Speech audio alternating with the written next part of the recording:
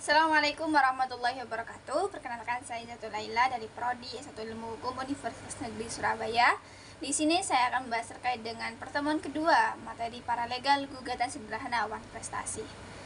Di sini akan membahas terkait dengan dasar-dasar hukum perdata, dasar-dasar hukum wan prestasi, dan juga dasar-dasar gugatan sederhana. Nah, sumber hukumnya apa aja sih? Nah, di sini ada Kitab Undang-Undang Hukum Perdata atau bisa disebut dengan BW.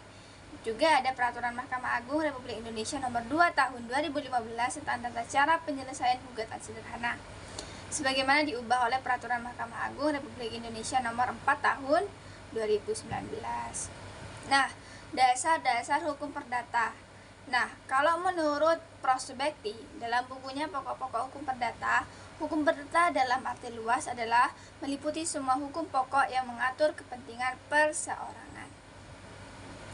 Di sini sistematika hukum perdata itu dibagi menjadi 4 bagian, yaitu hukum tentang diri seseorang, hukum kekeluargaan, hukum kekayaan, dan juga ada hukum waris. Hukum perorangan.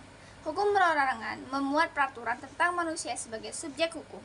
Peraturan perihal percakapan untuk memiliki hak dan percakapan untuk bertindak sendiri. Nah, yaitu untuk melaksanakan haknya serta hal yang mempengaruhi kecakapan.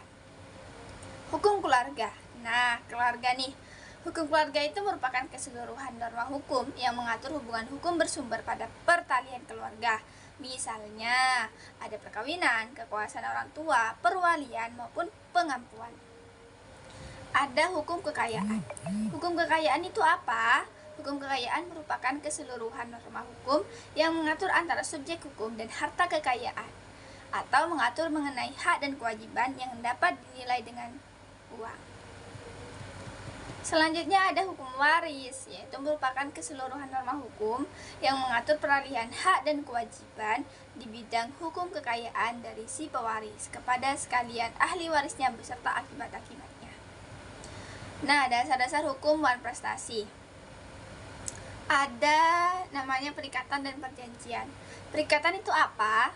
Perikatan yaitu suatu perhubungan hukum antara dua orang atau dua pihak berdasarkan mana pihak yang satu berhak menuntut satu hal dan pihak yang lain itu berkewajiban untuk memenuhi tuntutan itu. Nah, suatu perjanjian adalah suatu peristiwa di mana seseorang berjanji kepada seseorang atau di mana dua orang itu saling berjanji untuk melaksanakan sesuatu hal.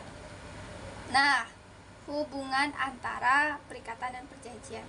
Suatu perjanjian juga dinamakan persetujuan, karena dua pihak itu setuju untuk melakukan sesuatu hal itu, kayak gitu.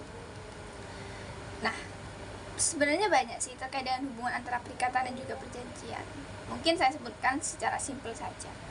Nah, bermacam-macam nih terkait dengan perikatan.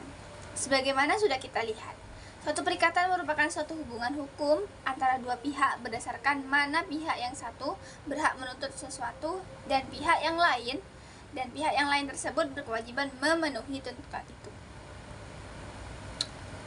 Ada macam-macam perikatan. Ada perikatan bersyarat, perikatan dengan ketetapan waktu, perikatan mana suka, ada perikatan tanggung menanggung atau solider, ada perikatan yang dapat dibagi dan yang tidak dapat dibagi, dan juga ada perikatan dengan ancaman hukuman.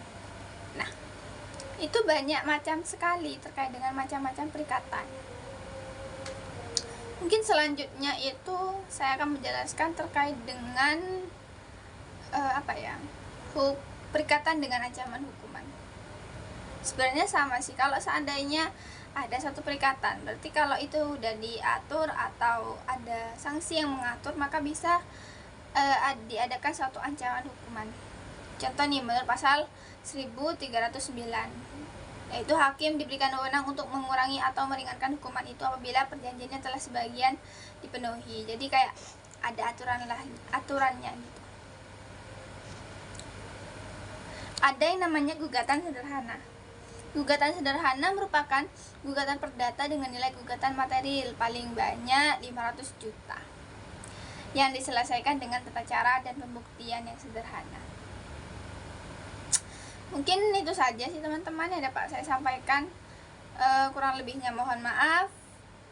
Wassalamualaikum warahmatullahi wabarakatuh.